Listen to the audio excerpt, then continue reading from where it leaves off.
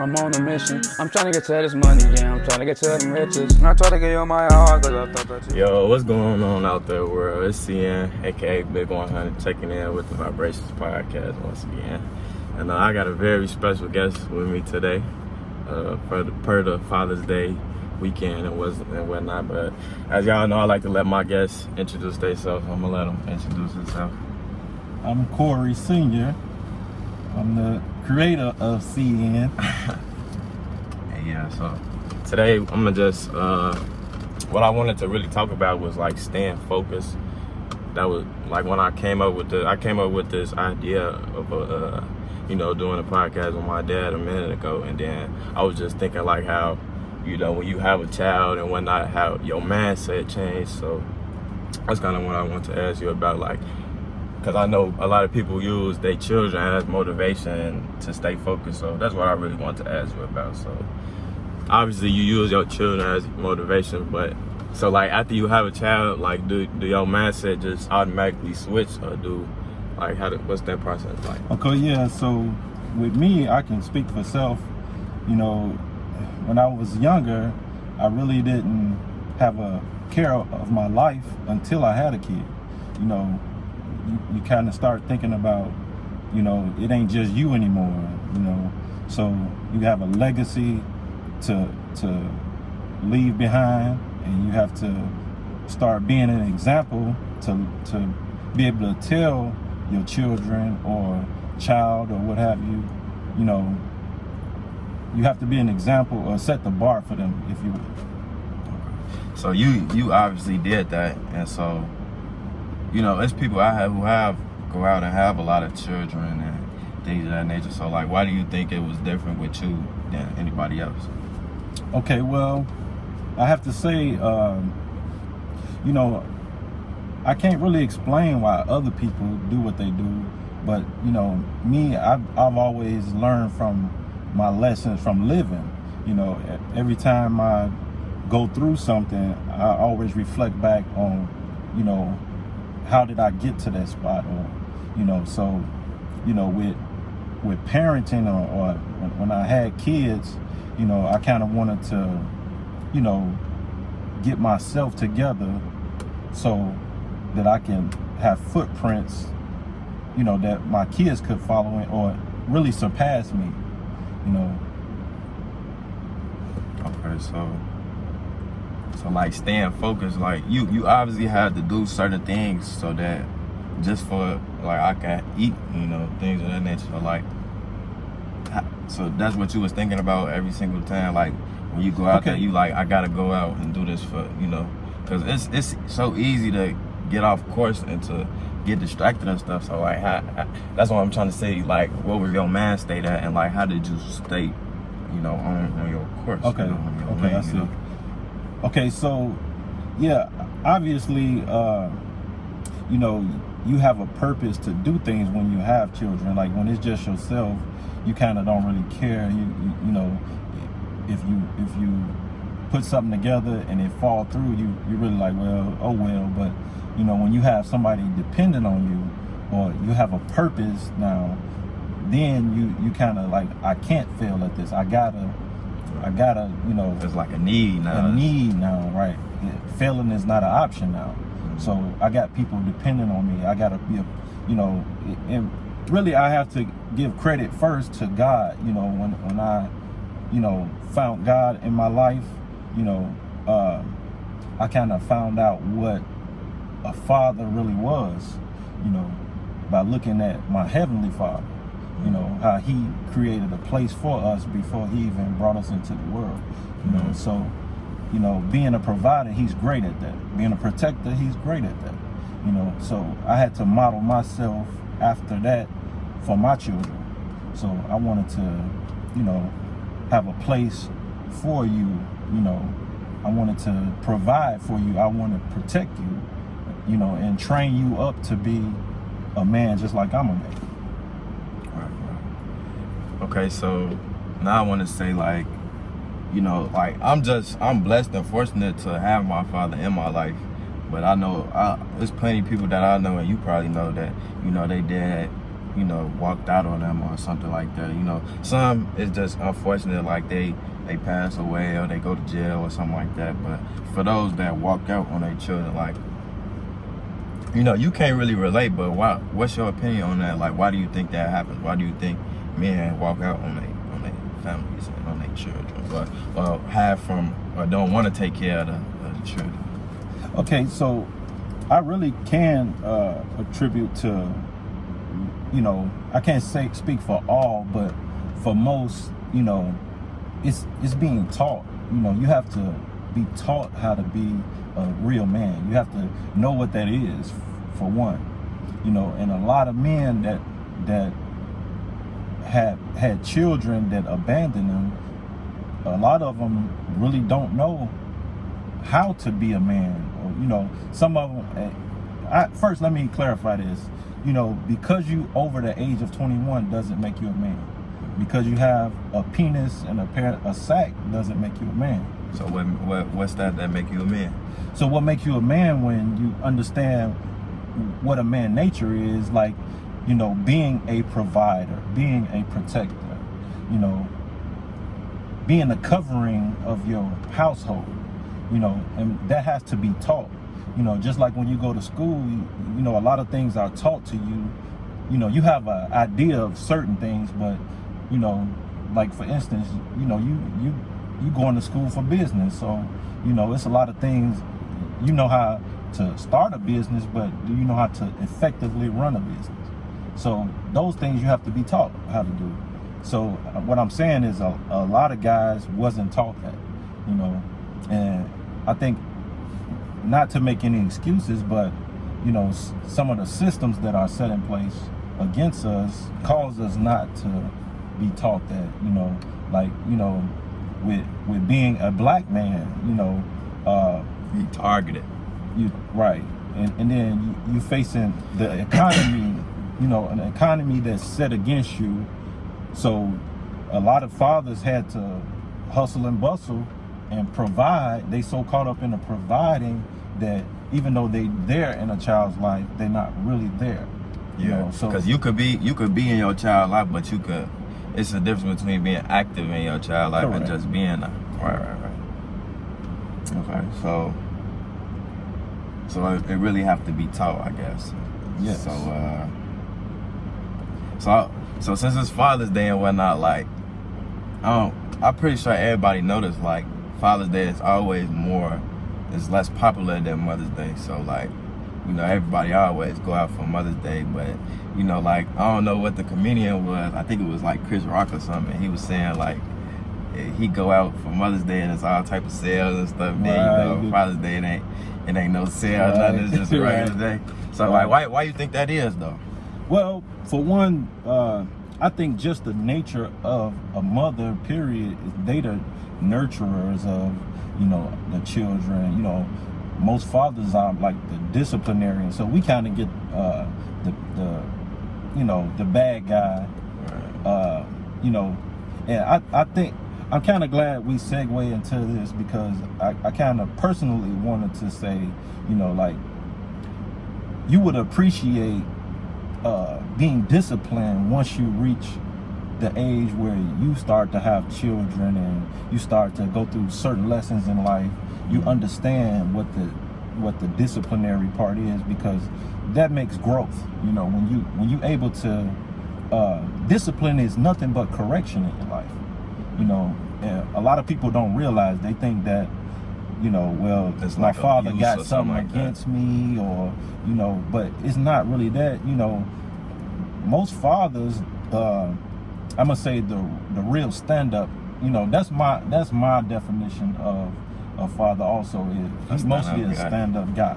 You know, because really you have to work on yourself to be well-rounded, period, you know, as a guy, period. You know, so it always start with you. I be saying it always start with you, right? No matter what. So what I say is that, you know, going back to your question, the mother is the nurturer, so she kind of give love unconditionally, where the father, he gonna love you still, but he gonna kind of be tough on you, to especially with regards to a son. You know, having a son, you kind of be tougher with them, you know, because you want them to, you know, it's just like a baby when they begin to walk and they fall. You be like, you know, get up. If you keep picking them up and like babying them, you know, even though they are a baby, you know, they'll never walk as fast as, you know, they should. You know, they'll be so afraid to get up and try it again, you know. So we kind of like do our sons that way, you know, where we might put you in the car and try to teach you how to drive at 13, Right. you know, where, you know, you like, man, you know, even though you're not supposed to drive till you're 16, but you can do this. We kind of put most of what we got, we try to pour into you. Okay. And so going back to like being a disciplinarian and stuff, so it's like, so it kind of be like this, like the mama at home with the child, and so when the child act up, it's always like, I'm gonna call your daddy, you better stop, I'm gonna call your daddy.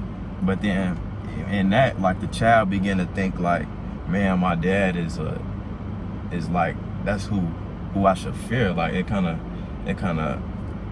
resonate fear in their mind. So like, how do you think, like, say a young father watching this, and you know, he got to be a disciplinarian and whatnot, like how do you think they find that fine line between, like, so that the child, you know it's a disciplinarian, but they don't have to have that fear or have to look at their father like that? Like, how do you Okay, think? so I say, even in that, you can't just be one-sided. You can't just be all disciplinary and show no affection or show no love. You have to pour into your children and make sure they know that you love them, you know, just as well as the mother do, you know. And I'm not saying be tough on your kid for every little thing they do, you know, but, you know, like, I mean, with me and you, I really can't recall a time that I ever had whooped you. You know, you got spankings, like, you know, but to take off a belt and, you know, had to beat you down, for the most part, you know, you a great kid, you know, and you really you're really a excellent young man now. You know, nobody's perfect, so we all make mistakes. Even as a father, you know, it's no rule book to this. So, you know, you kind of learn as you go, but you have like templates to go by with learning how to be a father. Like for instance, if you look at another stand-up guy that raising his family, you kind of take notes from each guy. And then, you know, me personally, a lot of things I learned was through the Word of God, you know. So I mean, I know for some that, you know, don't believe, you know, they go as they please, but, you know, that's a standard that I live by. Mm-hmm. So a lot of the things that I know and the things that I instill in you, it is rooted and grounded in the Word of God. So, you know, the second thing to that is life experience, you know, taking advice from other stand-up guys.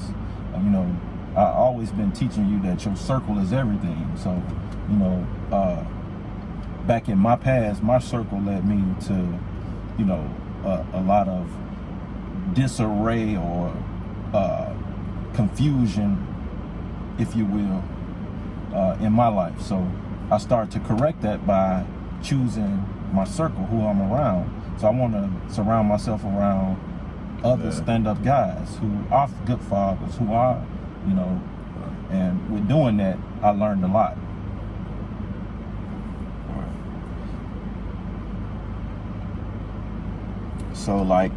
So in our black community, you know, like we were saying earlier, like how we targeted and things of that nature. So like, what do you think we need to like improve on as far as like, I guess, raising your children and things that we need to teach or things to, because it's, you know, with the police and it's a lot of crazy times going on right now. So what you think like in our community, what we need to do to improve on that, and what we need to do with our families as black fathers, and, you know? Well, I can speak for myself. you know, what I do is I continue to pour into my children, you know, regardless of how grown you get, you know, you still can learn. Like I learn from you, you learn from me. So the things that I continue to pour is gonna be stuff that is gonna have you to survive out here in this world, you know. With what's going on right now in our community, you know, we always had to pour in our children and tell them about, you know, if you riding in the car and you see the police, you know, but really stepping back before I go into that, you know, it's something with a black man, period, that, you know, anytime you see a police car, and you're riding, you kind of tense up, you know, you kind of get that sense. A black person, a black man or woman. Yeah. You know, when I be driving, I always, if I see the police, I look at see if they bust a U-turn, or, you know. Correct, what I'm saying? correct. Yeah. But the reason I say black men, because I mean, I know they treat black women different too, but you know, they more softer on women. Some women, I'm gonna say, you know, some women that do comply with them, you know, they're not really cautious as to think that the woman got a gun. But for us, you know, they got this stereotype that, you know, we all are crooks, we all are, you know, which, you know, like, we live in a pretty decent neighborhood, you know, so, you know, for you to pull up and you driving a nice car and they see that you black, you know, automatically they mind go to, oh, he's a dope dealer, or, you know, and they think that all dope dealers are thugs, and, you know, they think all black people are thugs, and it's just a stereotype about us. So really, as a kid, you know, I grew up with this, you know, and I think that's taught too, going back to fear. You know, they teach you to fear the police. So like, your parents kind of instilled that in you, because they, you know, unknowingly, because, you know, say if you're a kid and you acting up, they'll say, oh, I'm gonna call the police, they're gonna come get you. So that's instilling a fear also, you know. And so, you know, you grow up when you 6, 7, right? You don't even look at the notice police that. and you Right. like, oh, that's the police. Yeah. And you're not even thinking about a life of crime or anything. You just have that natural fear. Right. So, but yeah. So that tell you like what's really wrong with the police. Not if the police supposed to be who serve and protect, whatever the saying is. Right. If we gotta teach our people, you know, our sons and daughters that, you know, you gotta fit them. That, I mean, that tell you off back it's something not right. Right. And that, you know, that's a subject that's, we can segue into real deep, yeah. you know, but just to stay on point with your question, you know, it's basically, you got to just teach your kids the basics, you know, like a lawyer yourself on the side of the road, you know, just comply. You know, you teach your kids to comply. And I know other races don't have to teach their kids to do this, but, you know, as a black man, we teach our kids to comply. And then, you know, you can actually fight back, but fight back the right way. You know, get a lawyer that knows what to do. Even if you know your rights, still comply. And so, at least you got to survive to fight back. You know, they killing us, you know, on the side of the road for not complying. Even sometimes, you know, some people are not even fortunate enough when they comply. Yeah. So to make it worse, I mean, I say comply and then fight back later. You can sue, you can, you know, it's other things, So other you action saying, you can take. Cause it's like when you know you being this what I kind of noticed. Like I was watching Sandra Bland, her arrest, and she was like, you can notice when you being discriminated, and that make you angry. That make like you angry. when somebody Absolutely. being racist towards you, that make you mad. So you be trying to be calm, but you know you got that tone in your voice, because it's like, why are you know messing with me right now? Right. So like, for somebody that's in that situation, like how it's kind of hard. Like how can you stay calm in that? Hard. I think we need to like do something so we could stay calm in those situations. Like, well, start thinking in this manner that okay, you know, you violated my rights, so you know, just think, okay, I just want to get through this process. Once this is over with, I'm gonna make sure I, you know, keep my cool, because I need to record some things. So now I need to, you know, look at his badge number. I need to look at what his name badge say. So I need to remember that I can't think of all of that if I'm angry. So those are the things, those are the benefits of keeping calm. You know, you have to think, okay, I gotta fight back the right way, you know. So of course it is hard, you know, because I mean, it's just in your nature as a man that you don't want to be disrespected, you know, by nobody. And we teach our children this, but at the same time, you know, the world we living in nowadays, you know, the law think they're above that.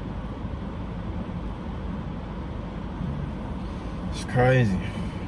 But before we wrap up, I want to ask like a off-topic question. So like I feel like, you know, our life is a movie. It be feeling like a movie. You know, everybody got moments in their life where, you know, it just be like, damn, this feel like something off a movie. But so, you know, your life is a story anyway. So for your life, if it was a movie, what would you name it?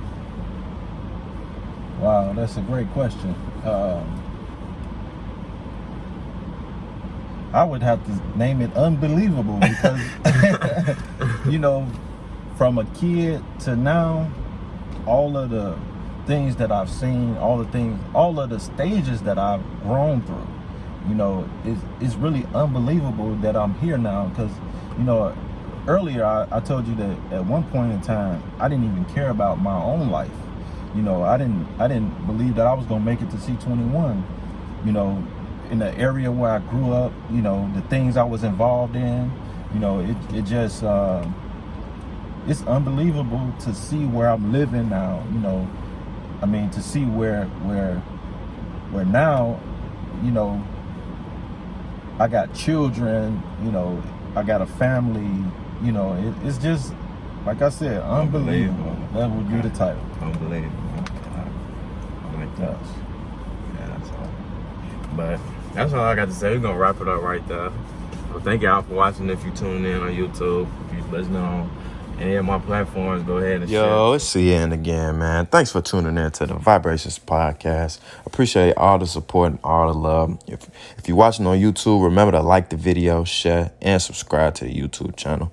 And if you're listening on any podcast platform, be sure to share on social media and tag the Vibrations Podcast and send it to about 10 people. Send it to your mom, your dad, your uncle, your granny, your baby mama. Send it to everybody and let them raise their vibrations. I got more on the way. And all I can say is go.